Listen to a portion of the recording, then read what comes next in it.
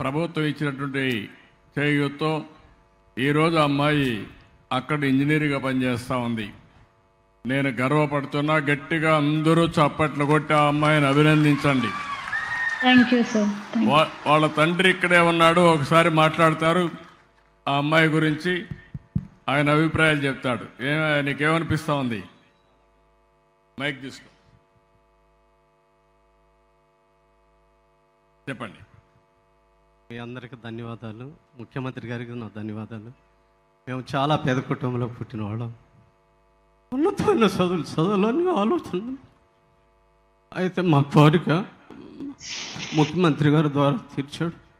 మా అమ్మాయి కోరిక ఆస్ట్రేలియాలో ఉద్యోగం చేయాలని, పెద్దవాడితో చదవాలని, పెద్దవాడితో ఉద్యోగం చేయాలని కోరిక దేవుడు చంద్రబాబు నాయుడు గారి చేత తీర్చాడు. ఆయన మేము ఎప్పుడూ మర్చిపోలేము. ఆ స్థితిలో మా అమ్మాయి ఉందంటే ముఖ్యమంత్రి గారు దయ మేము ఎప్పుడు మర్చిపోలేము. వందనాలు. థ్యాంక్ యూ అమ్మా. ఏంటమ్మా రత్నలత, మీ నాన్ననే అమ్మను సరిగా చూసుకుంటావా? ఎస్ సార్, నేనే చూసుకుంటున్నాను సార్. వాళ్ళందరినీ ఇప్పటికప్పుడు ఫోన్లో మాట్లాడుతున్నావా? లేదు సార్, నేను రోజు చేస్తాను, చూసుకుంటాను సార్. నాకు ఒక తమ్ముడు కూడా ఉన్నారు, నేను చూసుకుంటాను సార్. వాళ్ళందరినీ సక్రమంగా చూసుకుంటావు? Yes sir. నీకు ఎంత ఆదాయం వస్తుందమ్మా ఇప్పుడు? సార్ నాకు ఆస్ట్రేలియా డాలర్స్లో $6,000 వస్తుంది సార్.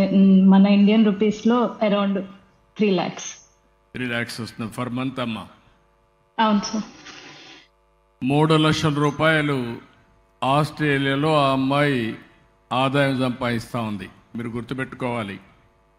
సంవత్సరానికి చూస్తే 36 లక్షల రూపాయలు డబ్బులు సంపాదించే పరిస్థితికి వచ్చింది. ఇది ప్రారంభం మాత్రం. భవిష్యత్తులో ఇంకా పెద్ద ఎత్తున సంపాదించే అవకాశం ఉంటుంది. తల్లిదండ్రుల్ని, వాళ్ళ తమ్ముడిని కూడా బాగా చూసుకుంటా ఉంది. నేను మనస్ఫూర్తిగా ఒక కుటుంబంగాని పైకి వస్తే ఆ కుటుంబంలో ఉండే సభ్యులందరూ కూడా జీవన ప్రమాణాలు పెరుగుతాయి, వాళ్ళ జీవితాలే మారుతూ ఉంటాయి.